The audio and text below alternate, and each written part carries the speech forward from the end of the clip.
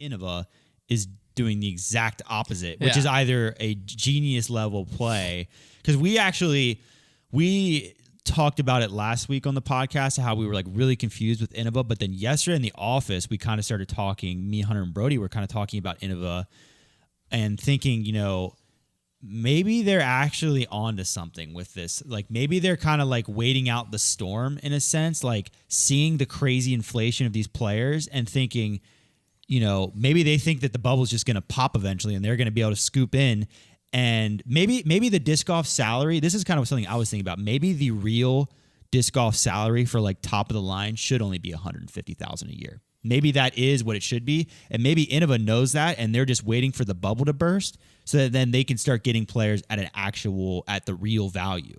I do think that for the good of the sport, money should be going into purses a lot more than it is going into players. That's the weird thing. That's the tough part. Yeah, there's no money in the purses.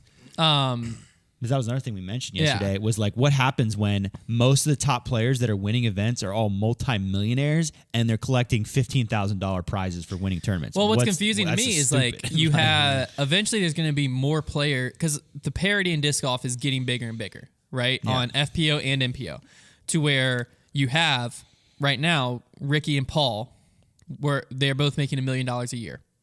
Eagle might last year he beat them on a pretty regular basis when he was playing tournaments. Eagle should, by today's standards, though, Eagle should be making $500,000. He should, but kind of suspect the reason he's not making crazy money is we don't know the money he's making. Yeah, but what I'm saying is like Eagle will probably regularly beat them.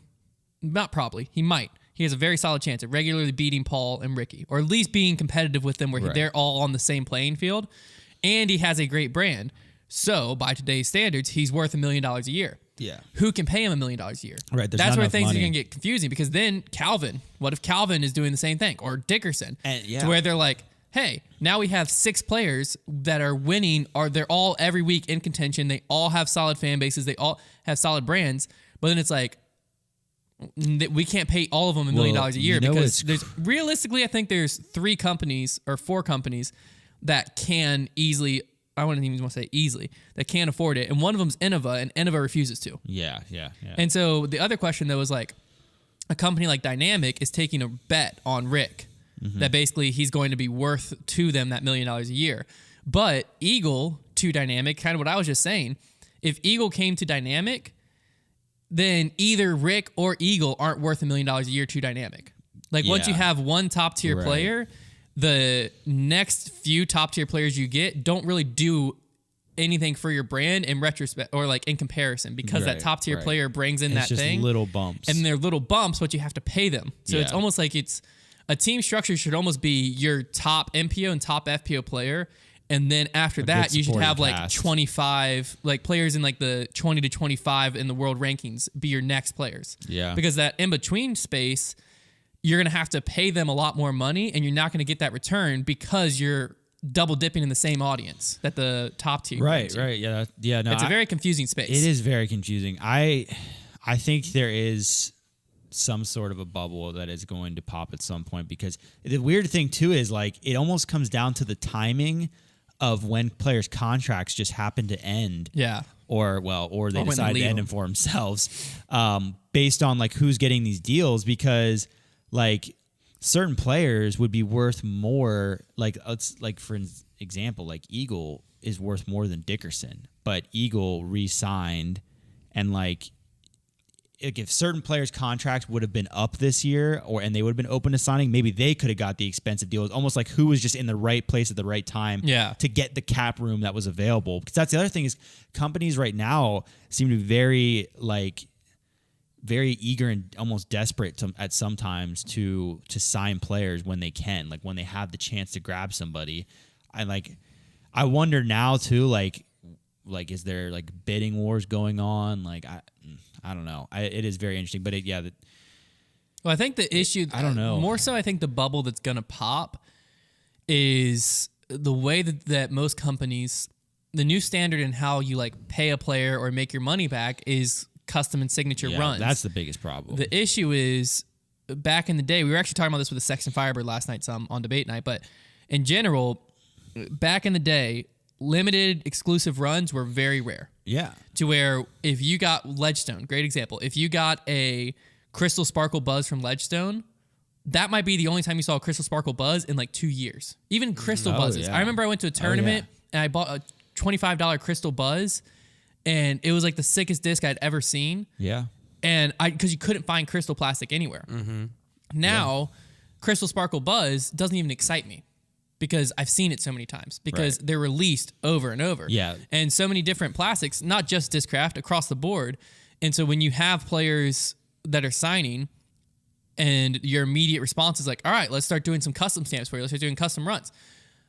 The disc golf market isn't big enough yet to where like, well, it's just not growing as fast as the amount of discs that are getting out there. To where now, because like, it's a good example too is like Brody's Get Freakies, right? Yeah.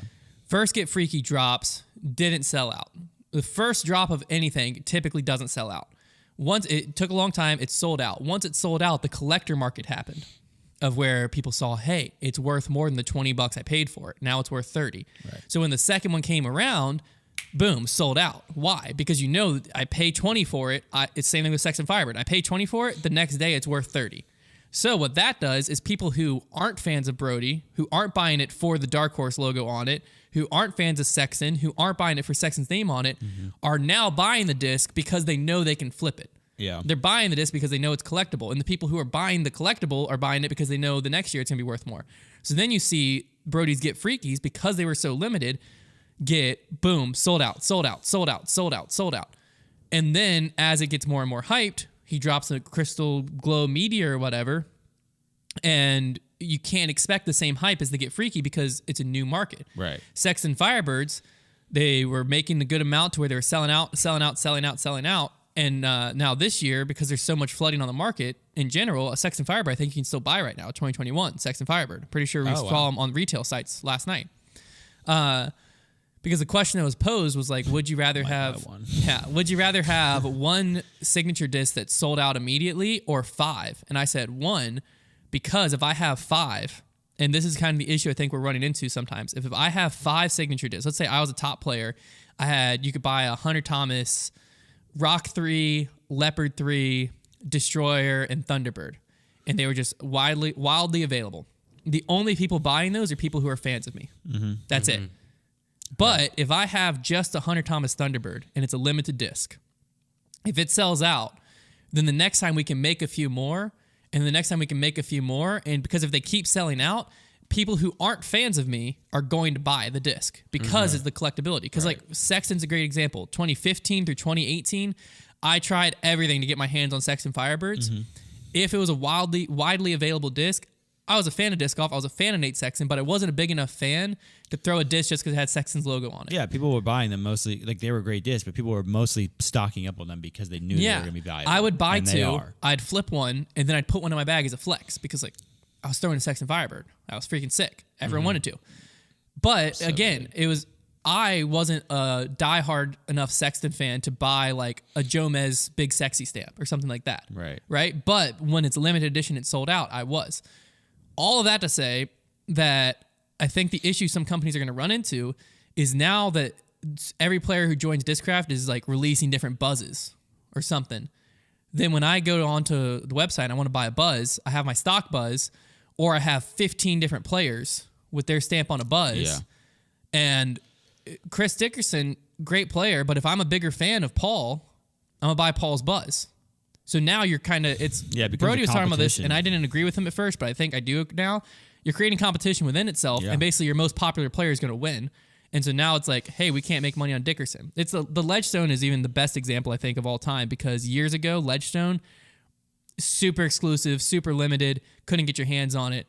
Now it's been done not by only Ledgestone, but like we've run custom run Discraft, Infinite's run it, OTB, all these different, everyone and their mom is running custom run Discraft. Yeah. To where when Ledgestone rolls around, it just doesn't feel that exclusive and special anymore. Right. So what does it do? It's sitting on the shelf a little bit. Yeah. When like a few years ago, that's unheard of because you get, like I said, you get in a Crystal Sparkle Buzz. Pretty much. Yeah, you get in a Crystal Sparkle Buzz 2-3 years ago, sickest disc on the market. Right. Unbelievable. You get a Crystal Sparkle Buzz in now, it's like, Yeah, I think I could use a backup. Yeah, yeah. Well, and the thing is too, and it's interesting because although they're like you mentioned, like the competition within the team, like it could be difficult for a guy like Dickerson. The thing is, most of the pressure is being put on the companies because players are now expecting guaranteed money. What I've seen, the pattern seems to be that even the guys and girls that have contracts that are super high with a lower guarantee, it always seems like they're making sure their guarantee is enough for them to have a good living. Yeah. That seems to be like what Dickerson mentioned in his post. So, Dickerson can be like, yeah, I might not get the full value of my contract, but Discraft has to pay me no matter how many discs of mine they sell. And it's putting Discraft in a little bit of a weird spot. Right. So like they're now with all this guaranteed money, essentially, the companies are at the end of the day are going to be the ones liable for that. That's what the more I think through this offseason, the more I wonder if Innova laughing at all of us. They might be. Because here's the thing here's the thing I keep coming back to. And it's Innova's either idiots or geniuses. I don't know which it is. Well, I think they're just gambling a little bit. The thing I keep coming back to is if I'm Innova and Paul McBeth leaves my company, and if that hurt me sales-wise drastically, there's no way I'm letting Ricky walk. There's no way. Mm-hmm. So unless Innova has to either be idiots or geniuses, because if I see that and Paul leaves and we tank, I'm paying Ricky whatever he wants. But they didn't do it. So what that tells me is Innova must know something by all their data points and stuff that we don't. Because last year, if you look at sales numbers from everyone who releases their sales, Innova's still atop of the leaderboard last year. Will it be this year? Well, probably. Here's the thing. If Innova gets the majority of their sales from sporting goods stores, and here's the thing that we don't know that they might know, they might have 5 years left on their deal with all these sporting goods stores. So they might be thinking, all right, see ya guys. But we know that 85% of our sales are going to come from a place that can't be touched for 5 years. Mm-hmm. We've got time to rebuild. Well, another thing I've said is, because we talked about Dick's Sporting Goods and how Innova could be in trouble because they'd put up a stanchion of dynamic discs and it says two-time world champ Ricky. That's where I see the gamble. But here's the thing. If I walk in, I don't know anything about disc golf, and I see two-time world champ Ricky with dynamic, five-time world champ Paul with Discraft, Innova can still put 12-time world champion Ken Climo. Right. 3-time world champ Barry Schultz. You're not going to know those are from the 90s. Why would you care? You'd be like, the best players throw this plastic. The only gamble would be if Innova, if their contract were to be up with, let's say, Dick's Sporting Goods, because that's the biggest example, it seems like.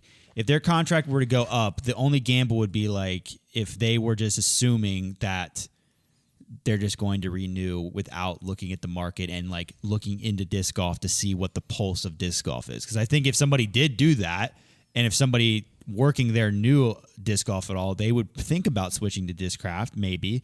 But I don't know if they would switch or just add. I don't know. Well, that could cut into Innova's share, but I don't. They probably know that's not the case. Heck, they probably have a great relationship with those companies, and that just might be the case at the end of the day. In which case, Innova is in a wonderful spot if they don't have to invest in players to be financially secure at this point. I think it hurts. I still think it hurts their image. It definitely hurts their image. And I think they're losing potential revenue because I think everybody that's coming into the sport from Paul leaving to now is leaning towards, everybody who's coming into sport eventually is leaning towards Discraft, once they get past the I just went to the sporting goods store phase. So I think they're losing potential revenue, but I think that as long as they're still shipping out, hundreds and hundreds of thousands of discs to sporting goods stores, then, there's not going to be a huge issue financially, and it does make them it's like basically having the salary instead of having the freelance job, it's just kind of knowing that you're comfortable because you've got that guaranteed money coming in. That's the other thing is when what they're shipping out to those sporting goods stores, it's just always the same thing. It's the easy to make, boring stuff. That's the easiest thing ever. As long as your production is up, that's just a piece of cake right there. They're not having to push some special disc. There's something to be said for getting there first. The early bird gets the worm. That's what I'm saying, though. A lot of people are talking about Innova, and we've been guilty of it, and saying how they seem like they don't know what's going on. They seem out of touch. But the more I just sit back and look at it, I'm like, that could be true. They could be out of touch, or we're all out of touch. And Innova is like, guys, y'all are a bunch of idiots. They have been doing this longer than everybody. So it's like they might just... It's going to be an interesting thing.